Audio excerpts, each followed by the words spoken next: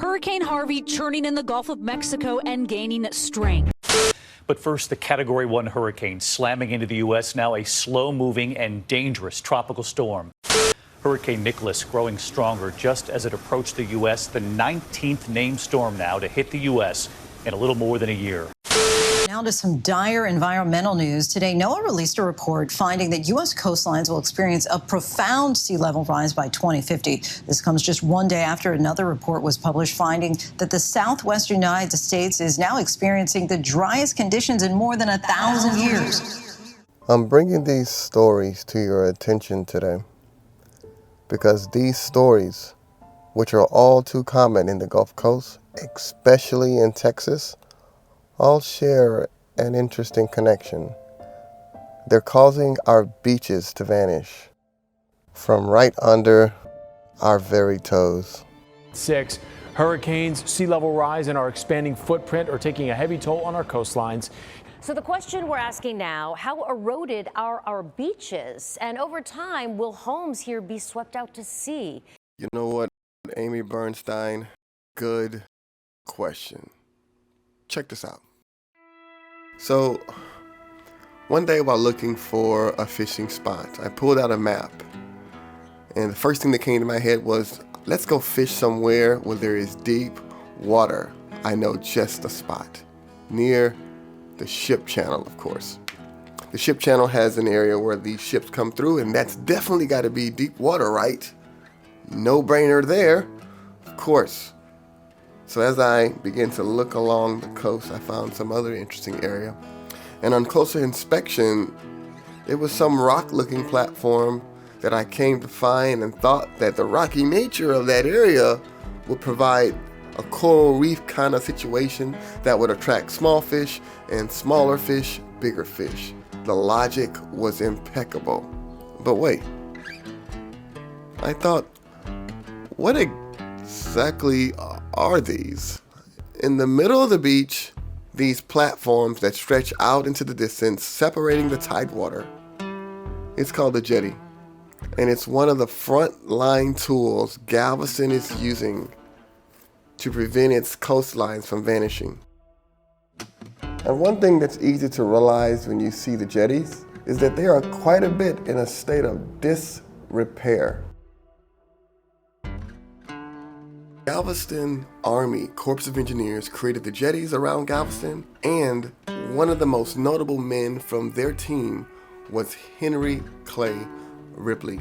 He conducted hydrographic studies in Galveston Bay. He was an expert on the Galveston shorefront during the late 19th century. What's up, you guys? I'm here with the young hog, man. You know, we're out here in Galveston, Texas. So let's go ahead and see. So the last time I was out here, there's all kind of great fishing spots here in the city.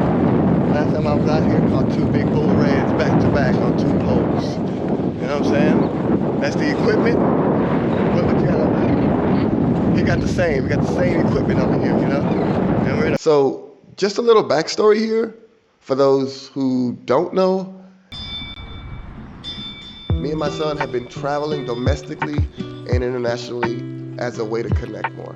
Initially, it was a means to share my passions to explore and travel the world with him. It has become an opportunity to challenge ourselves, to choose and seek discomfort and confront fear when it presents itself, and ultimately as a method to pass on age-old traditions.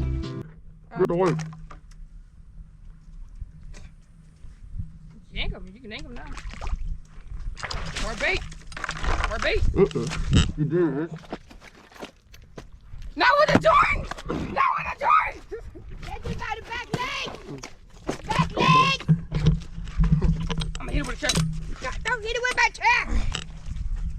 Move, London. Get him. Ah, damn it, y'all don't listen. He was doing a lot. We can't eat him like that? Eat them. No, we fishing. We using it for bait. You want to use it for bait? Fishing with my son is the fruit of the passing on of old traditions and the birth of new memories.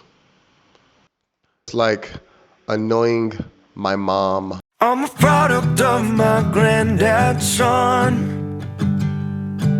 Hard-working hands and a job well done. Look at that snail. Skin as thick as railroad ties. Oh, baby snail. You could see kindness in his eyes. I didn't want to do what he did. It looks like that thing is a little heavy. But I always wanted to be just like him. Strong enough to stay and fight. Man enough to do what's right. His blood is in my own. Yeah, it's time to get on the fucking rock. Good and bad in between. I know I'm not alone. 'Cause looking in the mirror, it's plain to see my family.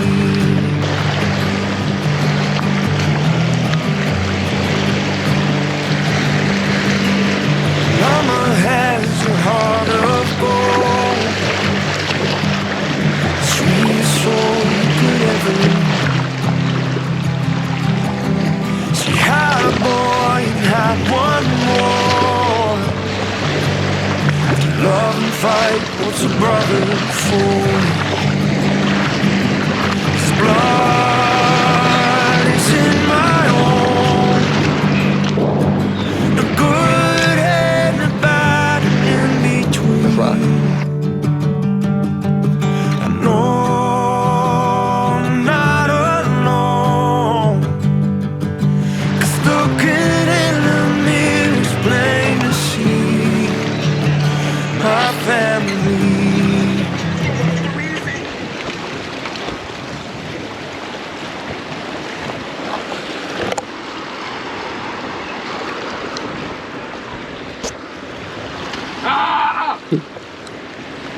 What, you think you can do it?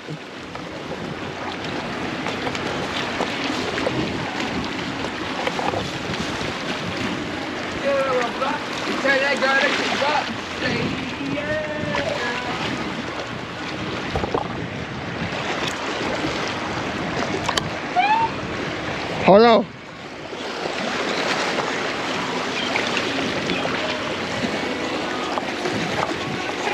Okay.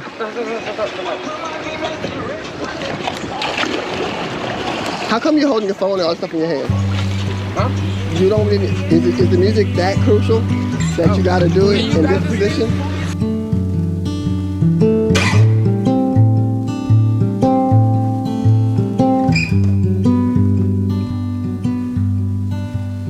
My new favorite color is blue. It's been that way since I started missing you.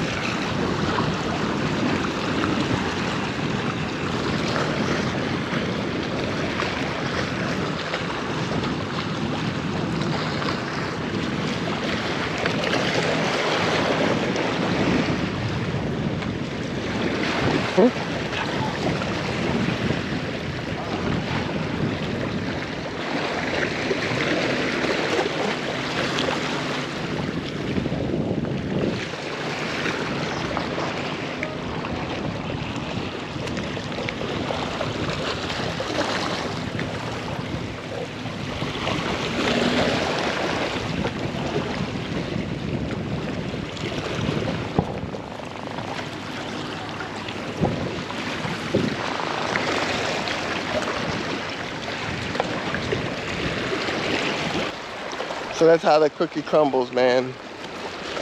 Caught a few small fish. Not much to write home about. Man, it's a good day to be out though. Let's take a look while I'm here at the Houston-Galveston Shipping Channel, a modern marvel in itself, being an average of 46 feet deep and stretching 50 miles. Dredged for the sole purpose of making it easier for larger and larger ships to navigate the waterway, to provide us iPhones, BMWs, and of course, oil. Welcome to the domain of the second largest petrochemical complex in the world, importing and exporting products that we can expect like gasoline or asphalt, and even those that we don't expect like yarn, lotion, aspirin, crayons, all byproducts of hydrocarbons. All of these have petroleum as their core.